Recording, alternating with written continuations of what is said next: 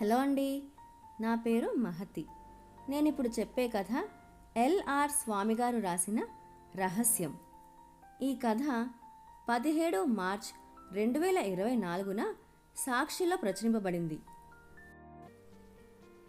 ఇంటి దగ్గరకు వచ్చే కొద్దీ చీకటి చిక్కబడుతూ వచ్చింది. మనసు బాధతో ఒక్కసారి మూలిగింది. రాత్రి కూడా ఆఫీస్లోనే గడిపితే ఇల్లే కదా స్వర్గసీమ అనేది ఉత్తమాటేనా? బాధగానే తలుపు తట్టాను. అనుభవానికి భిన్నంగా తలుపులు వెంటనే తెరుచుకున్నాయి. చిమ్మ చీకట్లో పూర్ణ చంద్రోదయం అయినట్లు చిరునవ్వుతో ఎదురుగా నిలబడి ఉంది మా ఆవిడ. ఆశ్చర్యంతో పెదవి పెగల్లేదు. నాకు అడుగు ముందుకు పడలేదు. క్రికెట్లో 11వ నెంబర్ ఆటగాడైన బౌలర్ 200 కొట్టినట్లు వింటే కలిగేటంత ఆశ్చర్యం. బహుమతి వచ్చిన లాటరీ టికెట్ను ఎవరో మతిలేనివాడు నాకు అందిస్తే కలిగేటంత ఆశ్చర్యం. 50 ఏళ్ల జీవితంలో ఒక్కసారైనా చూడని, పేరు విననివాడు విశాఖలో అచ్చంగా నాకు 1000 గజాలు ఉచితంగా రాసిచ్చాడని వింటే కలిగేటంత ఆశ్చర్యం అనిపించింది. ఏమిటలా బెల్లం కొట్టిన రాయిలా నిలబడిపోయారు? లోపలికి రండి, గోముగా పలికింది మా ఆవిడ. ఆ పలికిన తీరు నా ఆశ్చర్యానికి మల్లెలు తురిమాయి. ఏమైంది ఈరోజు? ఏమిటి మార్పు? ఇంటి లోపలకు అడుగు పెడుతూనే చుట్టూ చూశాను. అత్తగారు కానీ మామగారు కానీ వచ్చారా? లేకపోతే మా ఆవిడ అక్క కానీ? ఏదో బలమైన కారణం ఉండాలి. లేకపోతే మా ఆవిడ ఇలా నవ్వుతూ పలకరించడమే. తుఫాను ముందు వీచే చల్ల గాలిలా బహుశా ఏదైనా కొనమని అడుగుతుందేమో. పండక్కి ఇంకో 2 వారాలే. అయినా పండక్కి కొనవలసిన వాటికి టెండర్ పెట్టడము, ఒప్పుకోవడము అయిపోయిందిగా. మళ్ళీ ఇప్పుడు ఇలా? నాకు పాలుపోలేదు. కుర్చీలో కూర్చుని షూలేసి విప్పుకున్నాను. వేడి వేడి కాఫీతో వచ్చి నా పక్కనే కూర్చుంది ఆవిడ. అది మరో షాకు. ఆఫీస్ నుంచి రాగానే అలా కాఫీ ఇవ్వటం, కాసేపు సరదాగా మాట్లాడుకోవటం మొదలైనవి గత చరిత్ర. ఏదైనా అవసరం ఉంటే చెప్పటం, పొడి పొడిగా మాట్లాడుకోవటం, లేకపోతే ఎవరి పనిలో వాళ్ళ ఉండటం నేటి చరిత్ర. ఏమండి అలా మాట్లాడకుండా కూర్చున్నారు? ఎదురుగా కూర్చున్నది మా ఆవిడేనా అనే సందేహం కలిగింది నాకు. పరిశీలనగా సూక్ష్మంగా చూశాను. ఆవిడే. దేవుడా, ఈరోజు ఏ సునామీ రాకుండా కాపాడు తండ్రి అని ప్రార్థిస్తూనే అన్నాను. చెప్పు. ఏముంటాయండి మాకు చెప్పడానికి? రోజంతా ఇంట్లో మగ్గేవాళ్ళం. మీరే చెప్పండి. ఒక్క సిప్పు కాఫీ తాగాను. కాఫీ రోజు కన్నా బాగుంది. అయినా ఆ మాట పైకి అనలేదు. కాసేపు పోయాక మా ఆవిడే చెప్పడం మొదలుపెట్టింది. మరేమోనండి, 4 రోజుల క్రితం మా అక్క, అదేనండి మా పెద్దమ్మ కూతురు ఫోన్ చేసింది. రోజుల కొద్దీ బయటకు చెప్పకుండా మనసులో దాచి ఉంచిన చుట్టాల సంగతులు, వాళ్ళ గొడవలు వగైరాలు నా ముందు వరదగా ప్రవహించాయి. ఆనకట్ట పగిలినట్లు.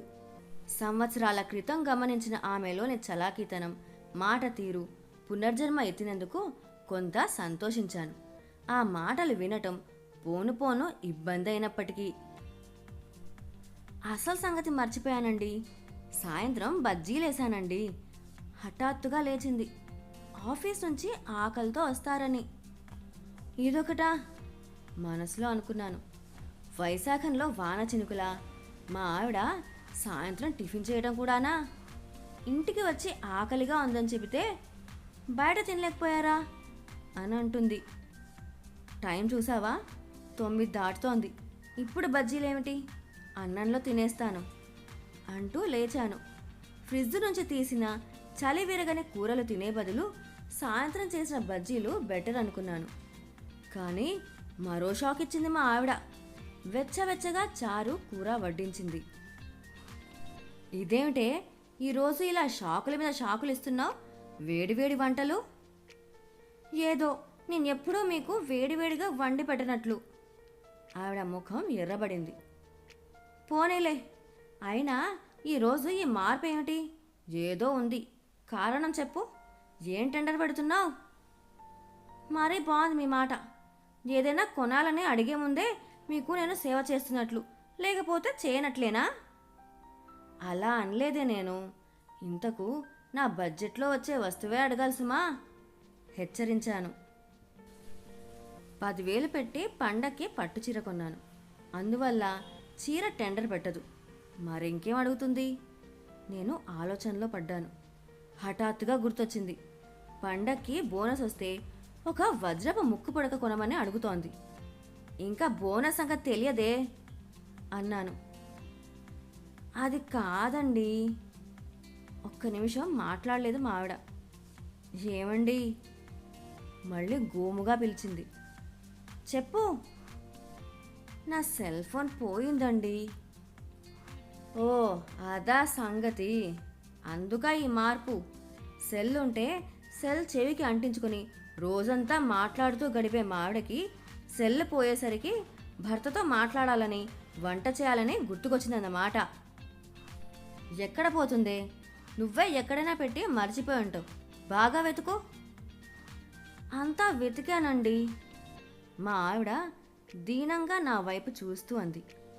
కనబడలేదండి. అయితే ఇప్పుడు కొత్త సెల్ కొనాలన్నమాట, అంతేగా? ఒక్క పూట తిండి లేకపోయినా గడపొచ్చు, కానీ సెల్ ఫోన్ లేకపోతే నిమిషమైనా గడపలేం కదా. ఏం చేస్తుంది పాపం, సంపాదన లేని ఇల్లాలు. అలాగేలే, కొత్తది కొంటానులే అన్నాను. ఆవిడ ముఖం మీద చంద్రోదయం అయింది. నేను మనసులో నవ్వుకుంటూ అనుకున్నాను, ఒక్క 4 రోజులు పోయాక ఆఫీస్లో దాచిన మా ఆవిడ సెల్ ఫోన్ ఇంటికి తీసుకురావాలని, ఒక్క 4 రోజులు ఆవిడ మాటలు సాన్నిహిత్యాన్ని ఆస్వాదించాలని.